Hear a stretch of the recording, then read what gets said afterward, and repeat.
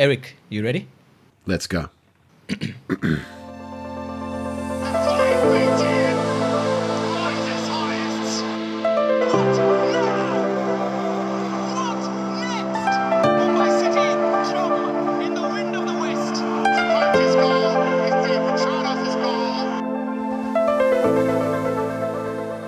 Gurpreet Singh Sandhu, India's #1 goalkeeper, first player to play in the Europa League, closing in on 70 national team appearances. You're now 32 years of age. You signed a long-term deal at Bengaluru. Is this where you saw yourself at 32?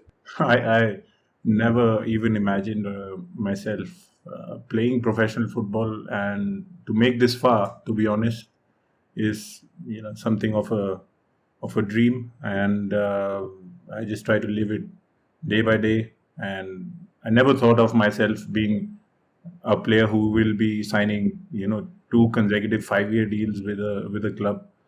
When I was in Europe at that point, I thought, this is where I belong, this is where I want to be. And things definitely don't work out the way I want, and you just got to take what's on board, look at the situation you're in, and make the best out of it. And I think I've made the best out of what I was dealt with, and I'm pretty happy with where I am right now. Not the age factor. I wish I was 22 with the same kind of experience, but it is what it is, and I just want to enjoy it as long as I can. So, Gurpreet, you've played abroad and you've faced certain difficulties while playing abroad, and then you came back. And obviously, that seems to be the right call now. But what's it going to take for an Indian player to sacrifice the current salaries in the ISL and go abroad? Because there is a lot at stake when you go out. You give up a lot, and it seems greener to come back to India and play your football. I know, Pula. I mean, this is the kind of discussion which has been going on for a long time now uh, in the Indian football scenario. That, oh yeah, players are getting paid this, that, they are getting overpaid and all this. But I think everyone gets their due. Doesn't matter how much it is and whatever it is. Like, players are getting paid because they are working hard, right? It's not our fault that it is something that you can control and be like, no, no, sir, you're overpaying me, I will take less. Everyone wants to make a living, and everyone wants an avenue out of their own difficult life. And thankfully, now we are at a stage where there are players who think about this as an avenue where they can choose and excel into sports.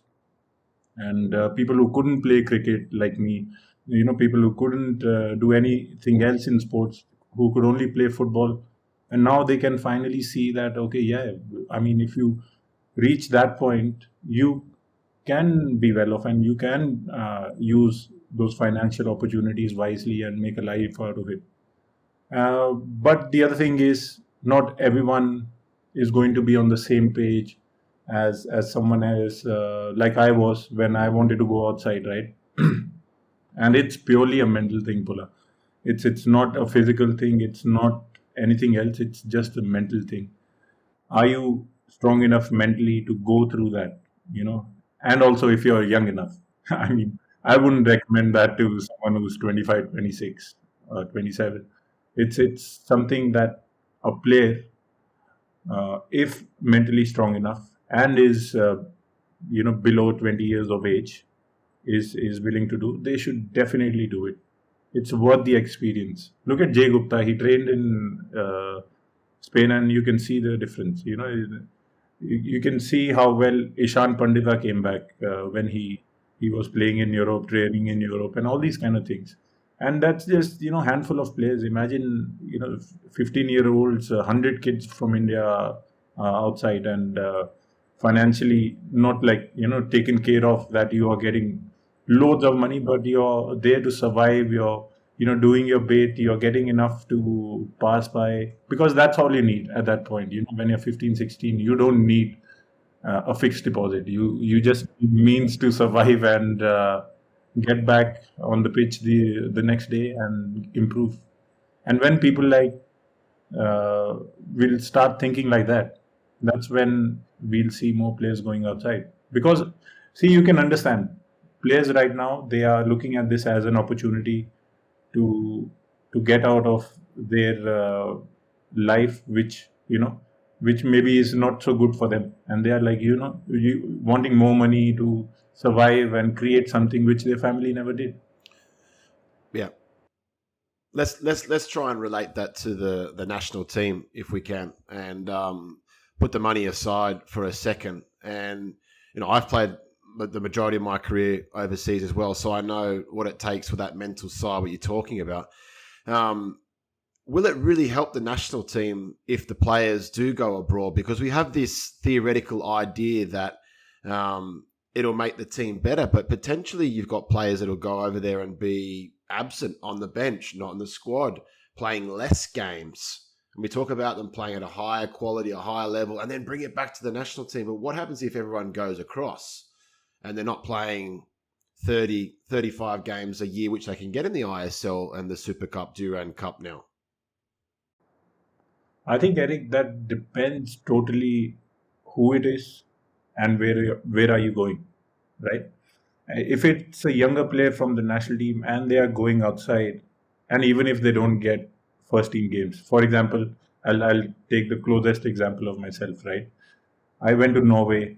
I didn't play many first team games, but I played a lot of second team games. No one knows that. Everyone thinks that, oh, yeah, you're playing, you played only 11 games, this and that, whatever but no one knows that I played over 80 games for the reserve team. And those games also teach you so much more uh, than everyone can imagine. Those are the games which are also of better quality, if not the same.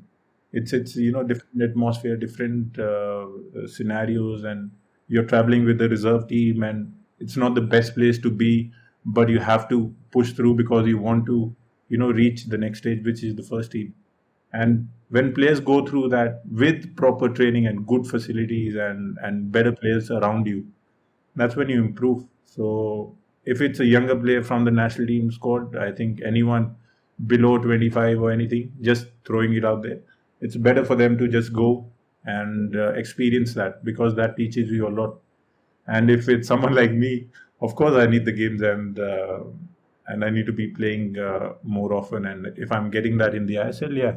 But even at this stage, at 32, I feel like I should be exploring and pushing myself out of my comfort zone again, and go out there and fight for even more. A lot of people come out and say India needs this or that to get better at football, especially now that there's been an inquest after the Asian Cup. But we've always wondered, what does the dressing room think? If suddenly tomorrow morning the 26 of you take charge of Indian football, what will be the first step? Where would you start? Firstly, we need it all. Whatever whatever the suggestions are, I'm sure they are good ones, and they have been taken from various other examples of thriving federations in thriving football countries. So I'm sure that they are not bad ideas, and we need to find a way to implement all of those ideas, because I'm sure that they'll help us in terms of growing as a football nation. Whereas I think in the dressing room, no one really thinks about, you don't get the opportunity or the time or even the mental space to sit and be like, okay, what if things change and this is what we need, this is what we need, because we are just purely focusing on the challenge ahead, which is the games, and what we can do in terms of preparing for the game and getting a result there. Because if you start thinking about what can be done, it is not I don't think it's the best point to be at, because you will lose focus and it's a slippery slope. You'll start thinking about other things than your than your own performance and what you can bring onto the pitch.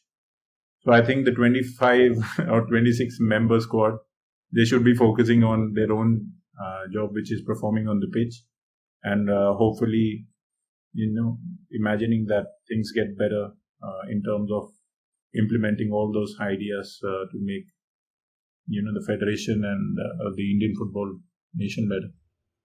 You've got guys like Sunil in the dressing room who, let's be honest, is probably almost bigger than the sport at the moment in terms of his following, his influence, and he's been a captain for a long time. Is there a way that players like him can push that conversation to the higher ups or through social media, whatever? Is there a way that you think that on Sunil's on his way out of the national team, before he closes the door, can he turn around and say to the rest of them, hey, this is what's required, this is what we need, this is what's lacking? I'm sure of it. Like you said, he has done so much for the sport, and he's an icon for our nation, not only just because of Indian football, but just the way he is, just the way he presents himself, and all the accolades that he's received. And I'm sure of it, Erik. Like he has that power of influence where, if he wants, he can, like you said, on the way out, he can say that these are the things that need to be done from his experience of playing professionally for more than 20 years and being with the Indian football team. And I'm sure, the amount of information and knowledge I have about Sunil Bhai, because I've been alongside with him and we keep having conversations, I'm sure that in the back of his mind, he must be thinking about those things, because it's completely natural for someone like himself to think about the bigger picture, about how things can improve, how much he has seen and what he can bring on the table in terms of information. And I'm pretty sure it might be in the back of his head, and it is something which hopefully and most probably he will do it, because if he's saying it, then it's saying it with 1,000 kilos of paperwork or something like that. There's weight on it. There's weight on Sunil Bhai said.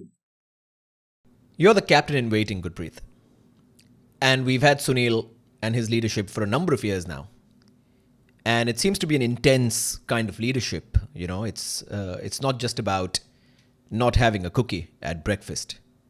That's not just it. It's more about an intensity, a seriousness to the sport, to fitness, to what the team stands for. But what kind of leadership will you bring to the dressing room when you eventually take over? Is it going to be more light-hearted?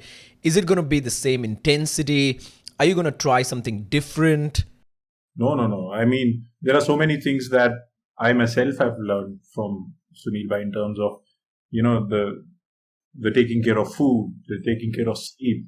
And thankfully, we are at a stage where you don't need to bring that up in a conversation with the players, because they all know it now.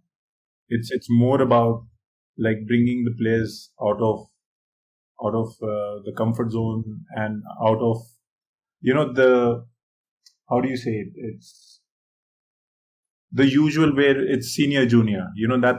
That's the bubble that we need to take the players out of, and be like, you need to be more conversational and bring something to the table other than just letting us old guys sit on one table, and use us to take out as much information as you can, because that's the purpose of us being there most of the times. Use our experience to get yourself better, and I'm all about that. And the other way of being for myself as a leader is I can't take BS on the pitch. If there is someone who is not performing up to the level, I am not going to be the nice one. I demand perfection, because the game requires perfection. To win games, it's small margins, and people might not like me if I'm like that, but I don't care. I just want to win, and I know what it takes, and there is no room for mistakes. So that's the style I have, and hopefully I am a bit calmer when I say all those things to the players. They know it. They know it. Let's shift our focus to the Asian Cup then a little bit. And a lot was said from Igos Timac, and a lot of it's mind games for the media and to keep people happy, to keep people quiet, etc., etc. I know a lot goes on between those four walls that we don't know about. Just one thing. If the team had 4 weeks instead of the 2, do you think that would have been any benefit whatsoever? I think it would have been. I think it would have been completely, because we have experienced that before, right? Before the Intercontinental Cup, before the SAF Cup, like we were together, and it does make a difference being there for a longer period of time. And I hope that, just in a hypothetical situation, if this was the 4-week camp, we would have had a couple of friendlies as well to test ourselves out against better opposition and test the waters, how difficult, how not so easy it's going to be when you play against Uzbekistan, for example, and Australia. Obviously, you know how physical they are. But just to test the waters, because I think there was a big difference between the teams from when we played them in 2021, 2022 to now. Because we played against teams like Jordan, we played against teams like Bahrain, and all these guys. And there was a big difference in terms of how organized they were. And I'm sure it's all because they spent a lot of time together before the Asian Cup. Maybe the only team who didn't spend time together was maybe Australia and maybe Thailand, I heard of, like 1 or 2 teams. But majority of the teams, they were together. And I think they got their homework done, and they made sure that they come out the strongest in that cup. In terms of the whole tournament as a whole, Gupreet, you've not had a chance to really talk about your performances and obviously everybody else's performances. The one that you come out for the cross we know about with Australia. From my point of view, because I was doing the game in Australia, and I had to talk about it at half time. And I think there's a little switch there where you come for that cross, and I don't think many other goalkeepers would have chose to come because of their physical attributes. Yeah, I think you were big enough to come out for it. Yeah. The communication aspect or whatever, from my point of view, wasn't good enough. But I don't think a lot of goalkeepers would have chose to come out. Here's your chance to talk about it, mate. I haven't heard you speak about it a lot. Yeah, because I know that a lot of people won't understand it, and it's not their fault, because they are not firstly goalkeepers or football players. Yeah. But that is a situation which, like before the games also, we discussed with the coaching staff as well, that I need to use my physicality, be more aggressive, and if I can come out and claim crosses, that'll be very, very helpful. And maybe in the back of my head, I always wanted to use any opportunity to come out, which I think is possible to come out and help. And in that situation, I think me being a 6'6" keeper, if I stay on the line and if Australia scores in that situation, I would have felt even worse, because in the back of my mind, I would have known that I could have done something about it by going out, but I didn't. So in that moment, I was content enough after that. I went out, I tried. It's just that it fell to a wrong player. If it was any other shirt, any blue shirt, it would have been fine. But it just, dropped in front of the wrong player. That's it. Let's say there's a neutral and someone wants to convince them to watch the ISL. Would you forgive them if they did not suggest Bengaluru as the first club to watch? And this is because over the last few years, it's become a club where it's all about grinding results. It's about grit, and it's about the 1-0s, and it's about, finding a way through when you're down and out and all of that.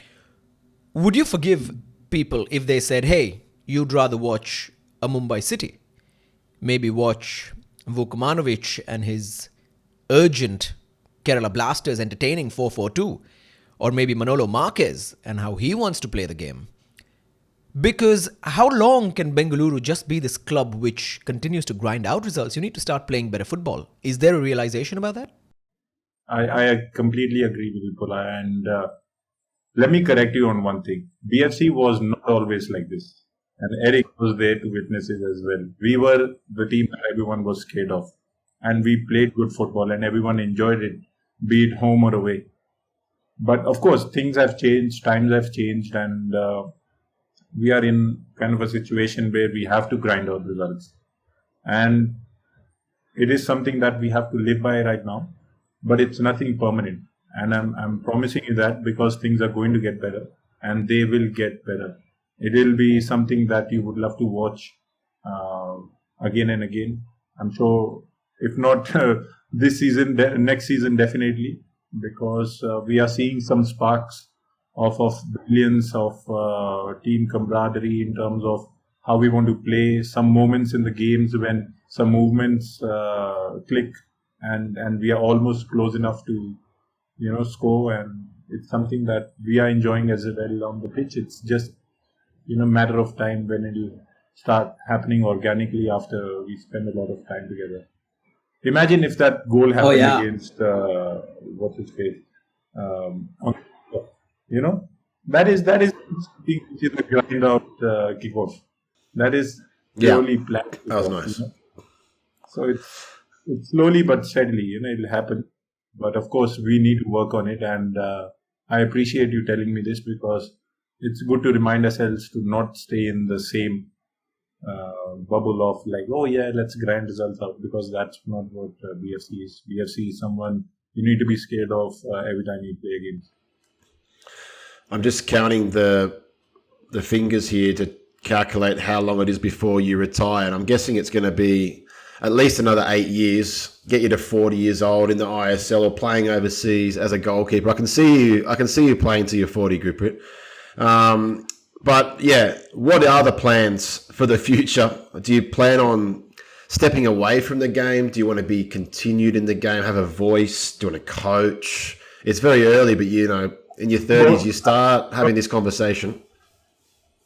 I want to be on this podcast and we three are interviewing someone else. So my job's safe for 8 years. That's all I wanted to know. Thank you. No, not really, man. I haven't thought about it.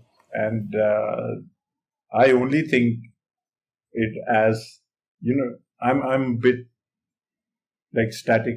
Like I need to make sure that it's not La La Land and stuff like that, where I'm thinking I'll coach and all this.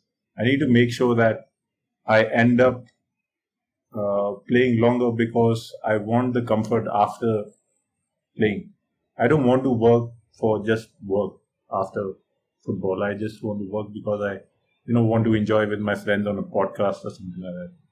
That's the stage I want to reach, and the sooner I get to that stage, the better.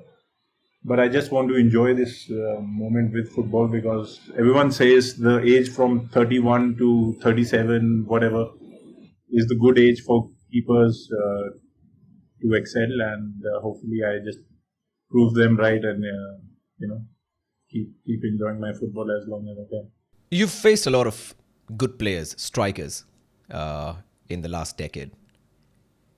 And we know you don't like being intimidated, or you do not get intimidated easily, but surely there must be some players who have figured you out, or maybe you haven't been able to figure them out. Someone, you look at the team sheet and you're like, oh, it's this guy again. Is there a list of players like that? There were players who I think are not in the ISL anymore, like they are playing elsewhere. But I feel like players like Ogbeche always used to punish me especially for not playing well. Right now, what's his face? The striker from Punjab is my nemesis. Not nemesis, but he's someone that is frustrating, because he's getting those goals when it's not possible to score, but he scores somehow. Like it's kind of out of my control, and when it's not in my control, that's when I get frustrated. I don't get frustrated otherwise, but yeah, I mean players have been like that, and of course I think in Kerala Luna, I love the player, but he's someone that he's always there. It's like he's poking you again and again with his dangerous balls. So hopefully he comes back from injury and we enjoy his football more. So that was the Great Wall of India, Gurpreet Singh Sandhu. And we can't wait to watch Adrian Luna versus Gurpreet again. And hopefully we'll get that very, very soon. Sorry about the delay in episodes in Season 2. It's been a very busy Indian Super League season. But thank you for being patient and tuning in. Until next time, this is Off the Pitch.